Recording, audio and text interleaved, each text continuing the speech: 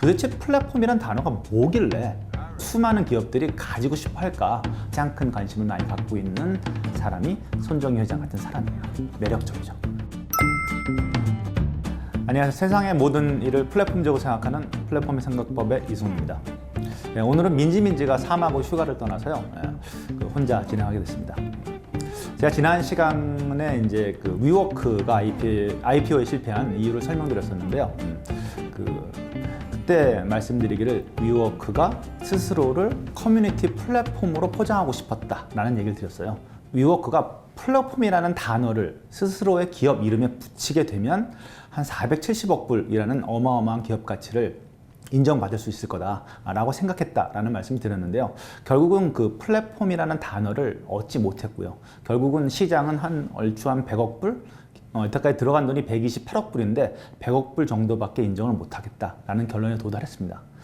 그래서 오늘은 도대체 플랫폼이란 단어가 뭐길래 저 손정희 회장을 비롯해서 위워크 그리고 수많은 기업들이 가지고 싶어 할까라고 하는 얘기를 드리도록 하겠습니다. 여러분들이 일반적으로 알고 있는 기업들, 일단 우리나라의 가장 유명한 기업이 삼성전자니까 삼성전자를 갖고 말씀드릴게요. 자, 삼성전자는 다양한 종류의 제품을 만듭니다. 스마트폰도 만들고 노트북도 만들고 메모리도 만들죠. 무언가를 만들어서 저쪽에 있는 소비자, 즉 내 제품을 구매해주는 사람에게 제공하는 역할을 합니다. 즉 시장에서 공급자의 역할을 담당하면서 소비자를 상대합니다. 이게 일반적인 시장의 룰이에요. 그래서 세상에 있는 모든 이 공급자들은 경쟁자가 존재합니다.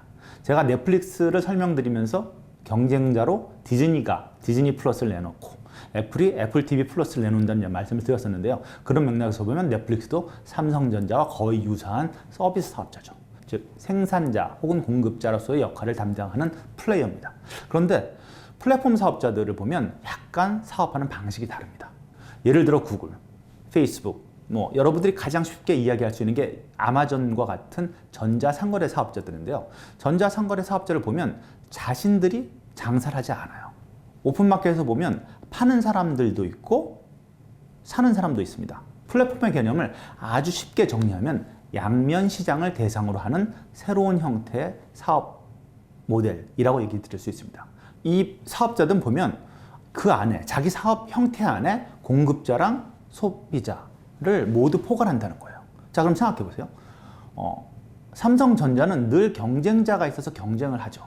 하지만 이 플랫폼 사업자는 일단 자기 사업 안에 공급자와 소비자를 모두 갖고 있으니까 실은 경쟁의 방식이 약간 다르겠죠. 플랫폼은 한번 성립되어져서 그리고 시장에서 내가 지배자적 위치를 갖게 되는 순간 경쟁자가 사라져요. 이미 구축된 플랫폼을 따라온다는 것이 되게 어려워집니다. 그래서 모두들 플랫폼을 하고 싶어요. 자, 예를 들어 설명드리면 이런 겁니다. 구글은 검색 엔진이라는 걸 가지고 플랫폼을 만들었어요. 검색 엔진이 뭐냐 하면 검색을 하는 사람이 무언가 검색을 하면 저쪽 편에 있는 공급자가 만들어 놓은 검색 컨텐츠를 갖다가 매칭시켜 주는 거예요. 그리고 구글은 계속해서 검색 엔진만 관리합니다. 그러니까 어떤 시장에서 플랫폼적인 경쟁을 제외하고 내가 뭔가 새로운 검색 결과를 잘 만들어서 경쟁하는 종류의 기존 방식의 경쟁과는 좀 거리가 있어요. 자, 페이스북 보시면 페이스북 내에 23억 명의 가입자가 있습니다. 그들은 매일매일 어떤 컨텐츠를 봐요. 그리고 좋아요를 누르고 공유를 합니다. 컨텐츠 제작자들은 그 위에다 자기 컨텐츠를 올려요. 올리면 사람들이 누르는 좋아요, 공유하기를 통해서 그 컨텐츠는 자연스럽게 유포되어집니다. 페이스북이 하는 일은 가만히 앉아서 그 생태계를 관리하는 일이에요. 페이스북은 그런 맥락에서 아주 완벽한 미디어 플랫폼이에요. 이미 아까 설명드렸듯이 아마존이나 오픈마켓, G마켓이나 쿠팡 같은 사업자들은 역시 마찬가지로 파는 사람과 사는 사람들이 어떻게 잘 거래가 이루어질 수 있을지를 한 단계 위에서 관리하죠. 그게 플랫폼이에요. 예전에는 사람들이 그렇게 플랫폼형 기업을 많이 관심을 두지 않았어요. 근데 왜 플랫폼 기업들이 이렇게 큰 관심을 받게 되느냐? 이 그림을 보시면 알 수 있어요. 전 세계 기업 가치 순으로 기업들을 쭉 이렇게 1등, 2등부터 10등까지 쭉 순서를 이제 세워보면요. 그 안에 플랫폼 기업이 무려 7개나 있어요. 맨 위에 마이크로소프트가 있고요. 그 뒤에 애플, 그 뒤에 아마존, 그 뒤에 구글, 페이스북, 중국의 알리바바와 텐센트가 다 10위권 내에 있습니다. 세상에 가장 가치로운 기업의 그 중에서 7개나 플랫폼 기업인 거예요. 그러니까 사람들이 이제 이렇게 양면 시장을 대상으로 하는 플랫폼형 기업들에 대해서 관심을 갖게 됐죠. 물론 그런 데다가 가장 큰 관심을 많이 갖고 있는 사람이 손정희 회장 같은 사람이에요. 그러니까 자기가 하고 있는 우버,滴滴 出行, 그랩, 그리고 요번에 이야기했던 위워크 같은 회사들을 모두 플랫폼 기업으로 만들고 싶은 거죠. 플랫폼 기업으로 만들면 어떤 일이 벌어질까요? 수익이 아주 안정적으로 영원히 나올 거다라는 기대감을 시장이 갖게 돼요. 그러니까 기업 가치가 엄청나게 커지게 되는 거죠. 이미 우리나라 돈으로 보면 그 1000조, $1 trillion 넘어선 기업이 애플과 마이크로소프트가 있고요. 웬만한 플랫폼 기업들은 다 500 billion이 넘어요. 그러니까 얼마나 하고 싶겠어요, 이 플랫폼 기업이. 이게 모든 기업들이 플랫폼 기업이 되고 싶어하는 이유입니다. 그럼 이제 양면 시장을 대상으로 사업을 한다는 건 너무 어려워요. 되게 어려워요. 소비자만 상대로 하면 소비자들이 무엇을 원하는가, 소비자들한테 어떠한 것을 제공하면 소비자들이 나의 상품을 선택할까 라고 하는 것만 고민하면 돼요. 근데 양면 시장은 양쪽에 있는 모든 시장의 참여자를 만족시켜야 돼요. 그래서 플랫폼이 성립되려면 두 가지가 필요합니다. 하나는 양쪽 시장이 모두 만족할 만한 매력적인 도구를 만들어야 되고요. 두 번째는 양쪽 시장이 모두 동의할 만한 공평한 원칙을 만들어야 돼요. 그거에 대해 간단히 설명드릴게요. 자, 도구라는 관점에서 보면 구글은 아주 매력적인 도구가 검색 엔진이에요. 구글은 검색 결과에 참여하지 않아요. 즉 검색 엔진만 만들어서 검색 쿼리가 들어오면, 즉 검색어를 누군가가 찾겠다라고 입력을 하면 전 세계에 있는 모든 인터넷상의 문서를 다 뒤져서 가장 적합한 그리고 가장 많이 인정받는 결과를 내보여줄 따름이에요. 즉 검색 엔진이라는 것이 상당히 중립적이고 공정해요. 나름 이 페이지 랭크라고 하는 알고리즘이 갖고 있는 원칙이 가장 많이 인정받고 가장 많이 레퍼런스 되고 그리고 가장 권위 있는 다큐멘트를 가장 위에 올려줘요. 그러니까 사람들이 구글 검색이라고 하는 건 상당히 공정하구나, 그리고 빠르구나, 그리고 정확하구나 라고 하는 인식을 갖게 됐죠. 그러니까 아주 매력적인 도구예요. 페이스북에는 23억 명의 회원들이 있어요. 그리고 그 사람들은 매일매일 페이스북에 올라오는 컨텐트, 그게 친구가 올린 컨텐츠건 혹은 JTBC가 만들어낸 뉴스 컨텐츠건 간에 좋아요를 누르고 공유를 합니다. 그 컨텐츠가 마음에 들면. 컨텐츠를 제작하는 JTBC 입장에서 보면 페이스북은 그냥 아주 공정한 장이에요. 내가 컨텐츠를 아주 잘 만들면 사람들이 자연스럽게 좋아요를 눌러주고요. 자연스럽게 공유하기를 눌러줍니다. 그러면 JTBC가 만든 컨텐츠는 많은 사람에게 자연스럽게 배포가 돼요. 페이스북 내에도 엣지랭크라는 알고리즘이 있어요. 그래서 사람들이 좋아할 만하다, 그리고 지금 현재 핫하다, 그리고 지금 현재 많은 사람들이 좋아요를 누르고 있고 많은 사람이 공유하고 있다라고 하면 보다 많은 사람들 뉴스피드에다가 이 컨텐츠를 밀어줘요. 그러니까 순식간에 확산되어지죠. 페이스북이 제공하고 있는 좋아요, 공유하기, 그리고 엣지랭크라는 툴은 그래서 미디어를 생산하는 사람에게 아주 매력적인 툴이에요. 물론 미디어를 소비하는 사람에게도 엄청나게 매력적인 툴이죠. 내가 읽고 싶은 컨텐츠만 골라서 적절한 알고리즘으로 피딩을 해주니까. 자, 또 한 가지 설명을 드려보면 아마존이 있죠. 자, 아마존은 기존에 오픈마켓이라고 하는 것에 대비해서 두 가지란 툴을 더 넣었어요.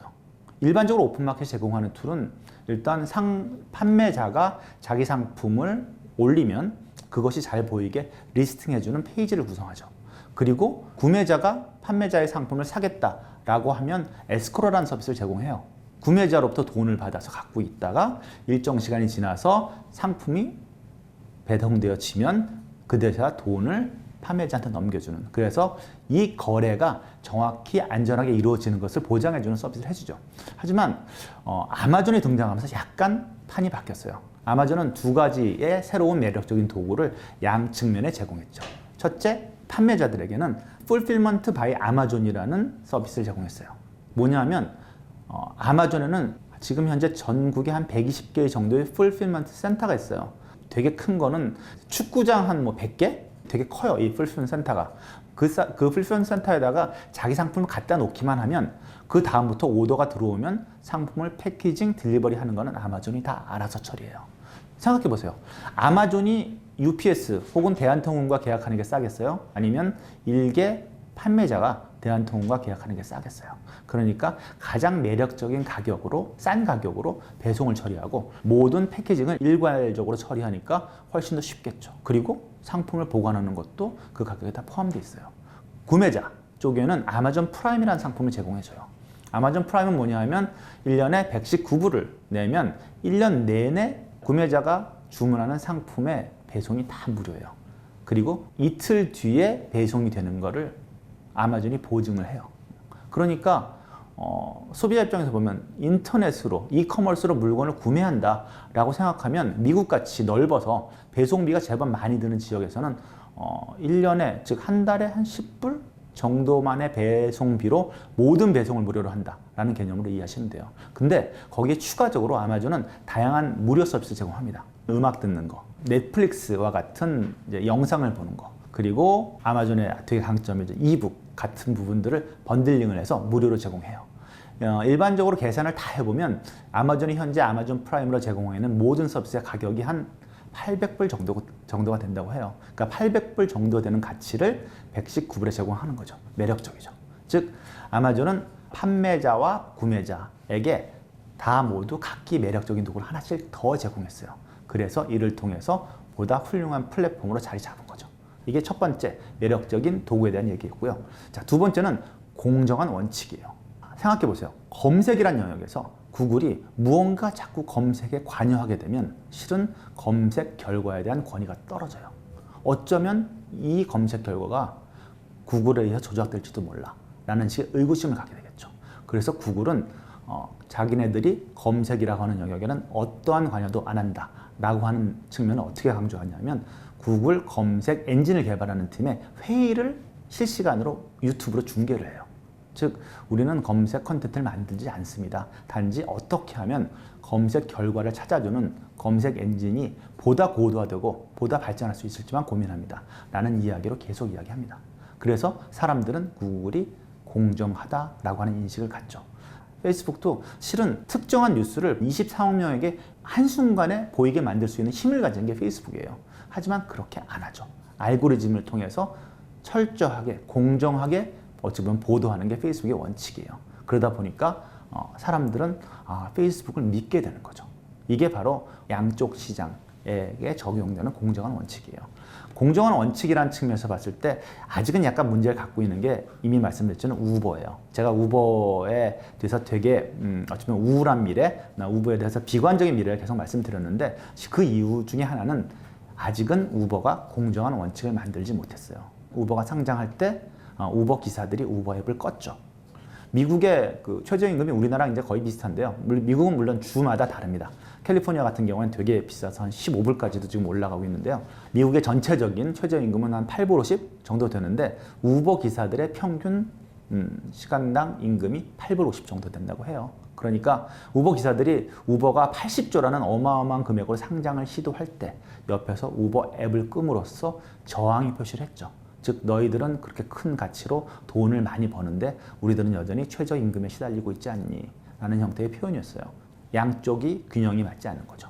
소비자들, 지금 저같이 해외에서 여행을 가서 우버를 쓰는 사람들에게는 우버는 너무너무 좋은 서비스예요. 한국에서 이미 깔아놓은 어플을 가지고 뉴욕에 가서든 이탈리아에 가서든 어디 가서도 그냥 누르면 차를 불러서 탈 수 있어요. 관광객들에게는 너무 좋은 서비스고 심지어는 뉴욕에 사는 사람도 너무너무 좋은 서비스죠. 하지만 그의 공급 역할을 담당하는 기사들에게는 그다지 좋은 서비스는 아니다 라는 형태의 불균형이 우버의 플랫폼으로서의 안정성을 약간 해치고 있다는 거죠. 그런 면에서 플랫폼의 두 번째 성립의 원칙은 되게 공정한 원칙이에요. 양쪽 시장 모두가 합의해 줄 수 있는 그런 공정한 원칙이 만들어져야 해요. 자, 정리하면 플랫폼이란 단어는 너무너무 좋은 단어예요. 플랫폼이란 단어를 갖게 되는 순간 엄청난 기업 가치를 누리게 됩니다. 세상의 모든 기업이 바라는 것은 내가 지금 벌고 있는 수익이 물론 지속적으로 성장하는 것도 중요하지만 아주 안정적으로 영원히 나온다면 그게 모든 기업이 추구하는 꿈입니다. 그 꿈을 플랫폼이란 단어가 만들어줘요. 그러니까 얼마나 갖고 싶겠습니까? 이 정도 설명드렸으면 아마 플랫폼이라고 하는 것이 무엇인지는 이해하셨을 것 같고요. 다음 시간에는 이 플랫폼들이 어떻게 경쟁하고 성장하는가라고 하는 것에 대해서 말씀드리겠습니다. 좋아요, 팔로우 많이 부탁드리고요. 다음 시간에 뵙겠습니다.